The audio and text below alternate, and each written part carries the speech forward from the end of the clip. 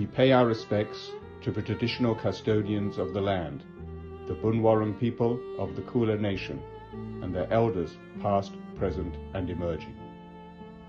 Thank you for joining us for this commemoration of Yom Ha'Shoah, the day when we dedicate ourselves to preserving the memory of the Holocaust and ensuring its transmission to the next generation.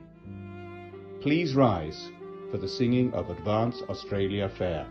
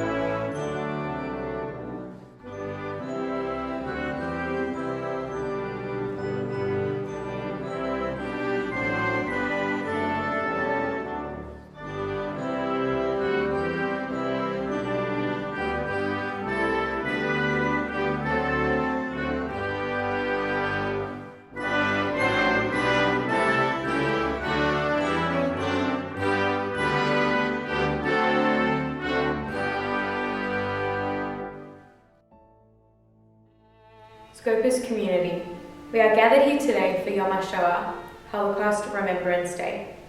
On this day, we remember the tragedy that befell millions during World War II. Given the enormity of remembering the entire story of the Shoah each year on this day, we traditionally focus on one thing that is an integral part of our people's history. This year marks the 75th anniversary of the end of World War II and the liberation of the camps. Our assembly will be focusing on the liberation of Auschwitz. As ihr vet kinderlich älter vet ihr allein verstehen. When, dear children, you grow older, you will understand for yourselves. Our chronicle begins with the story of the liberation of the camps by the Allied forces.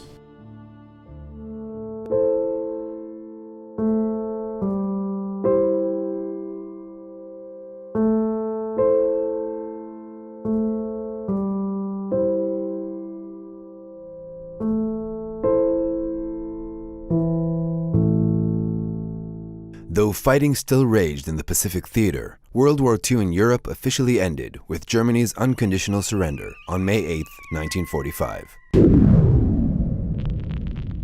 Allied armed forces advanced across Europe in the war's final stages, relentlessly pursuing the retreating German army. As they did, they stumbled onto camps, often accidentally, that had been established and run by the Nazis and their local collaborators. The Soviet army, advancing from the east, liberated Nazi camps in Poland, including Majdanek and Auschwitz. The British and Canadians, advancing from the west, liberated Bergen-Belsen and camps in northern Germany. The Americans liberated Dachau, Buchenwald, and other camps. Today we recognize the complexities of liberation, the shock of the Allied troops at what they saw, and the mix of joy and deep grief of the rescued survivors. Towards the end of World War II, advancing Allied forces from the east and west began discovering firsthand the horrendous scope of Nazi atrocities. Hundreds of concentration and extermination camps in which prisoners had been murdered and abused.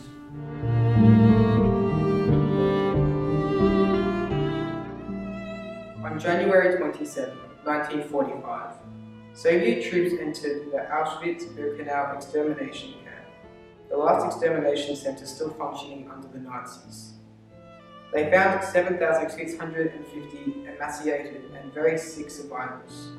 Some 1.5 million people were murdered there, including 960,000 Jews. Auschwitz was a gigantic complex of 3 main camps and dozens of smaller camps located in Poland. The original camp at Auschwitz was a concentration camp called Auschwitz I. Auschwitz II was a death camp called Birkenau. Auschwitz III was a slave labor camp. Names such as Birkenau, Buchenwald, and Dachau have been eternally seared into our hearts and minds. These very names conjure up unspeakable and indescribable horrors. Auschwitz-Birkenau has become the symbol of a Holocaust and of willful, radical evil in our time. Holocaust survivor Eva Slonim is a remarkable and inspiring woman. She is a testament to the human capacity for the preservation of morality under the most extreme circumstances. This testimony is from a few years ago, but even until today, Eva is committed to educate about the Holocaust and keep alive the memories of those who perished. And I think the Russians came, yes, the Russians came. You're to in Birkenau, yes, to Birkenau. And they were there for about 3 days. And during that time, the people that were able to raid the food chambers. What was your reaction when they first came, or when you first realised that you were? Did you feel liberated? Did you feel safe? No, I tell you why. They came in like, they looked to me like savages. They were still fighting, and they were in uniforms, and they had these fur caps on, and they didn't have time to give us any warmth or care, because I found out later, because they were still fighting. They just came in. We were liberated for 3 days, or maybe less, or maybe more. I don't remember exactly, for a little while, during which time I was in bed and totally sick, and the others, those that could, raided the chambers, and then the Germans came back. So the Russians were still in a fighting mode. They weren't in a rescuers mode yet. We knew something, we knew we were liberated, we knew the gates were open, but we couldn't get out. Because the streets were still, had Germans there, or whatever. We knew we couldn't leave the camp, and nobody can take us out yet. Then to our horror, the Germans came back. The Russians disappeared, and they made everybody line up, even those that could and could not. And we had to line up, and anybody that stole, it was called, I forgot the concentration camp word, organized. Organisieren means to steal. Mm-hmm. Food or clothing. If you had new clothing on, you carried something with you, was shot straight away, So we just, because they saw that they had already raided the chambers. So Martha and I, we tried to walk in the middle so that we wouldn't be the most conspicuous people for the most obvious shooting range. Next to me was a young boy a young boy who had with whom I was in hospital, who had a very big wound in his leg, the bottom of his leg.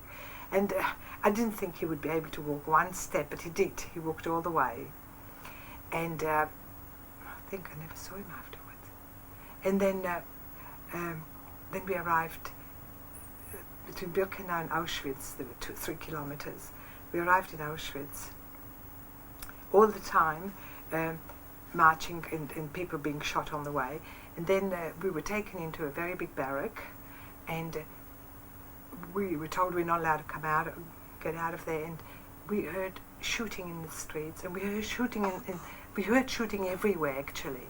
And then I looked out the window. You weren't allowed to, but just crouching, and looked out, and I saw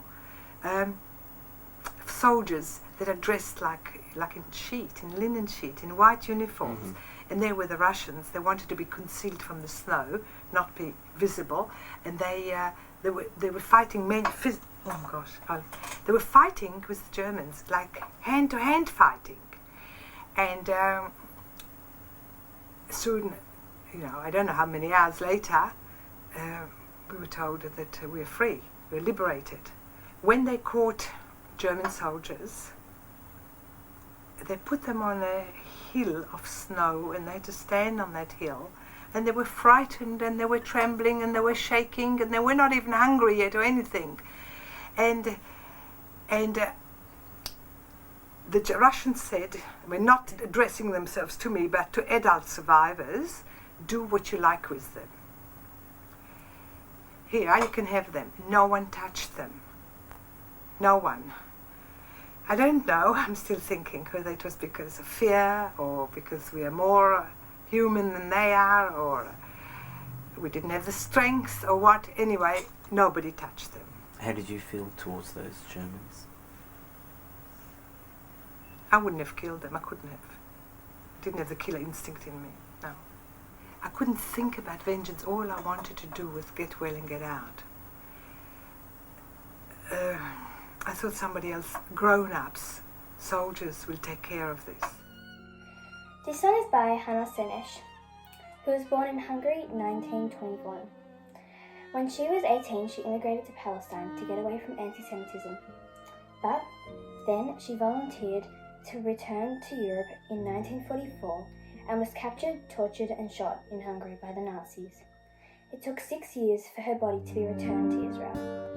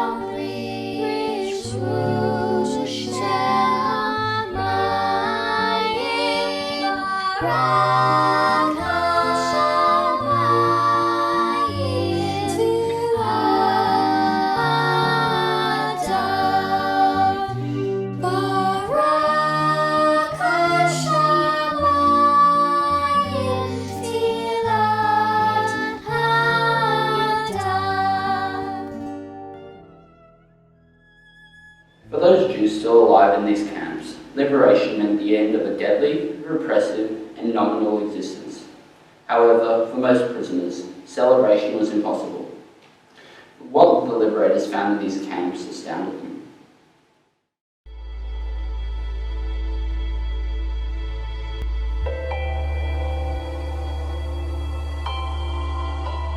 The cold and the hunger tormented us more and more every day. We became moving corpses, exactly like those we met when we arrived. Every day there were piles of bodies by the barracks. From morning till night, the smoke didn't stop. Autumn arrived, and with it, the rains and the cold. We knew that we would not be able to withstand the snow that would come, and that we would die of the frost one by one, like flies. Entering the camp completely changed people's life. Those who weren't sent to the gas chambers became inmates, nothing but a number, living in constant fear of selection. Many of them could not withstand the unbearable physical and emotional conditions. Many of them perished in the camp.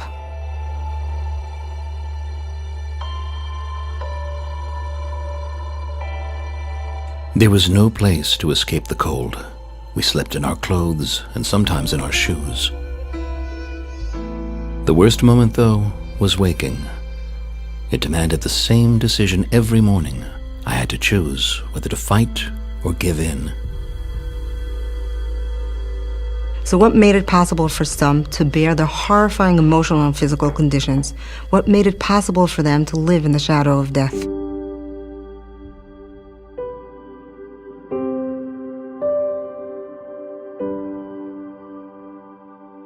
We choose to address this significant question through artifacts. These objects are the only remnants from a destroyed world. They take on a symbolic meaning beyond their functionality. The fact that we can see, feel, and touch these artifacts makes us feel as if we're touching history.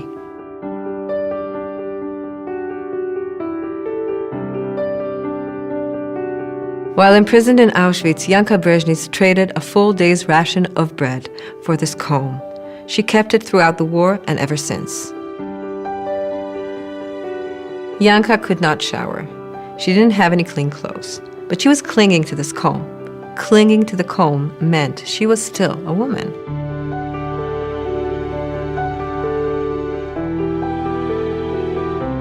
Part of the process of dehumanization, all personal belongings were taken away from the inmates. Most of them were left with nothing. Holding on to anything personal in the camp meant endangering life.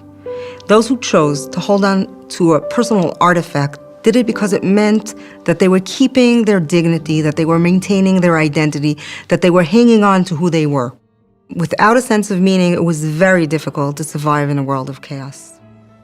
We are here to tell the story of this beautiful set of candlesticks that were lit to bring in Shabbat in the warm, loving home of my late father, Alex Rozovsky, as he was growing up. These candlesticks are symbolic of the richness of Jewish life enjoyed by the Rozovsky family and their community that was near Bautor in Hungary. As the occupation of Budapest by the Nazis became a reality, Moshe decided to bury the most precious artifacts owned by the family. He asked a non-Jewish friend to come and live in the house if the Jews of the town were rounded up. And in fact, that is what happened. Back to the candlesticks and the other precious religious items that were retrieved from their hiding place by Alex's only surviving sister, his eldest sister Tsunzi. She managed to return home after being liberated from a death march by members of the Russian army. Upon Tsunzi's return, her parents' house and all its contents were returned to her. Eventually, Alex, his fiancée Judy, and his sister Tsunzi received entry papers enabling them to travel to Australia and start their new life. They brought very little with them, but the most important items were the candlesticks that had survived the Holocaust, secretly buried. The candlesticks used on my family's Shabbat table bring light and hope for a better future.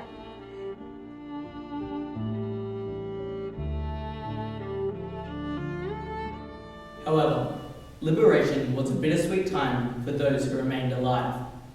As happy as they may have been to see the end of their harsh incarceration, too much of the survivors' world had been destroyed to truly rejoice. Once the prisoners had been freed, the search for family members began. Many of those searching for loved ones were unsuccessful in finding any relatives. Eva Braun, who survived at Auschwitz and was liberated at Salzwedel, recalls.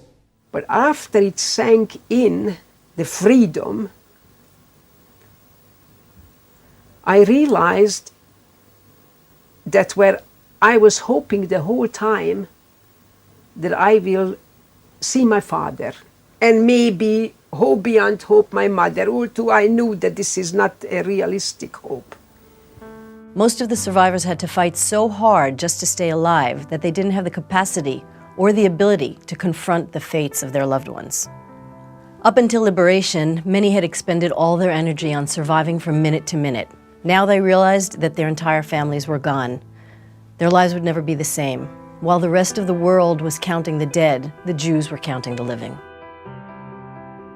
Where I was elated by the freedom, there was tremendous fear. Who will I find?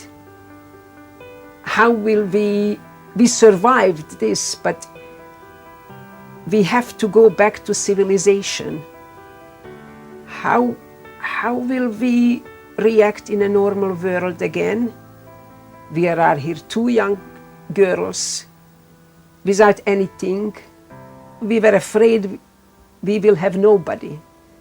And we needed somebody that could spoil us, that could take care of us. We have to make a future for ourselves, and how will we make that future?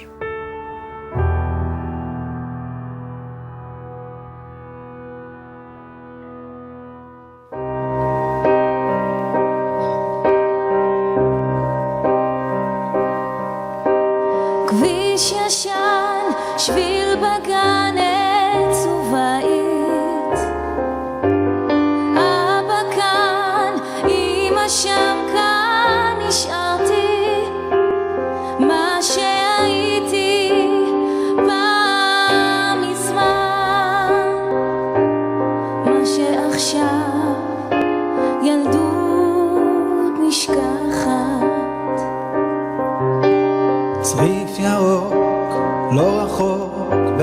ספר. מי נשאר, מי עבר, מי עודנו,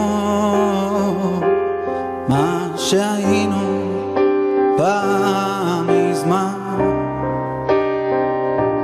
מה עוד מביא אותי תמיד אל אותה ילדות נשכחת. זוכר איך שהלכנו דרך קבע לאורך הרחוב המתרוקן, דבר לא השתנה, רק פה ושם דוהר הצבע. אולי זה רק הלב שמזדקן. עוד שנה כבר למדנו מי אני, מי אתה, כבר איבדנו מה שהיינו פעם מזמן. מה עוד מביא אותי תמיד אל אותה ילדות נשכחת. זוכר איך שהבטחנו בלי לדעת מתי ואיך נחזור להיפגש. נדמה שרק אתמול אבל השמש כבר שוקעת. אולי זה רק הלב שמתרגש. שביל בגן עץ ובית, אבא כאן, אמא שם, כאן נשארתי מה שהייתי פעם מזמן.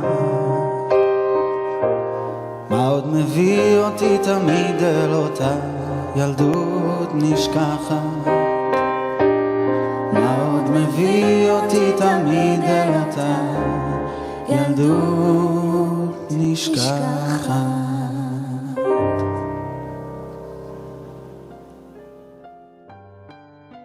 How does one build a future? As they welcomed their freedom, all survivors grappled with this question. Many of the people who survived the Holocaust were able to rebuild their lives, create new families, and contribute to the societies of which they became a part. Despite the unfathomable loss and tragedy, they undertook the decision to return to life. My very clear view of freedom and liberation came that morning when I stood in this doorway of that abandoned factory and I saw a car coming down the hill. And the reality of that came when I saw the white star on its hood and not the swastika. There were two men in that car. One jumped out. I saw some skeletal figures trying to get some water from a hand pump, but over on the other side, leaning next to against the wall, next to the entrance of the building, I saw a girl standing, and I decided to go walk up to her. I remember that aura of that awe, of the disbelief in daylight, to really see someone who fought for our freedom, for my ideals. And he looked like God to me. And I asked her in German and in English whether she spoke either language, and she answered me in German. And I knew what I had to say. And I said to him, we are Jewish, you know. For a very long time, at least to me it seemed very long, but he didn't answer me. And then his own voice betrayed his emotion. He was wearing dark glasses, I couldn't see his eyes. He said, so am I. I asked about her companions. He said, may I see the other ladies? A form of address we hadn't heard for 6 years. I told him that most of the girls were inside, they were too ill to walk. And he said to me, won't you come with me? I didn't know what he meant. So he He held the door open for me and let me precede him. And that was the moment of restoration, of humanity, of humaneness, of dignity, of freedom. We went inside the factory.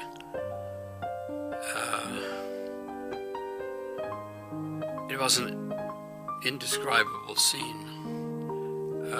There were women scattered over the floor on scraps of straw, some of them quite obviously with a mark of death on their faces. I took him to see my friends.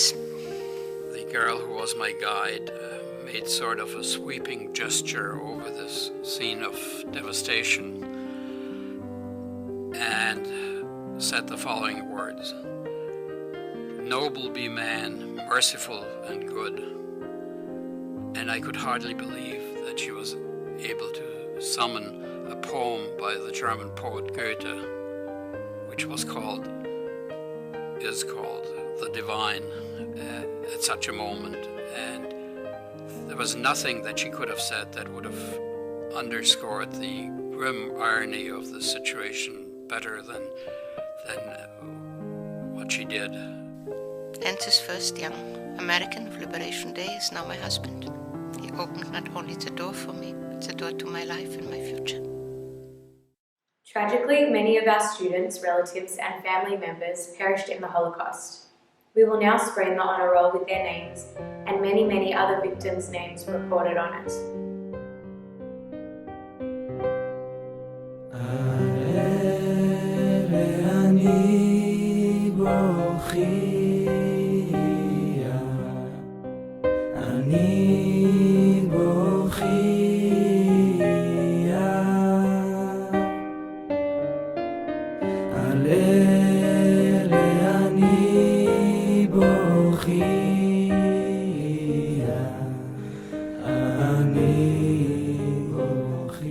I call upon my grandmother, Danielle Charak, survivor of Brussels, Belgium, to light a candle.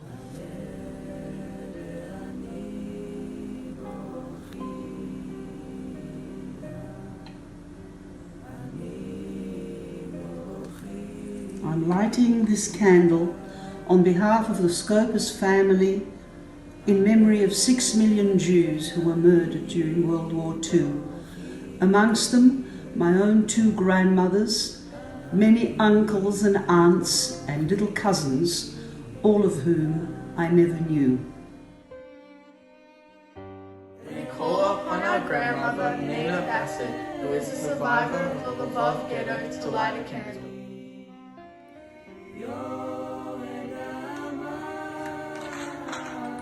Zahor, remember the millions we have lost. And Zahor, remember that you, every one of you, is our hope, and you are also the triumph of our survival.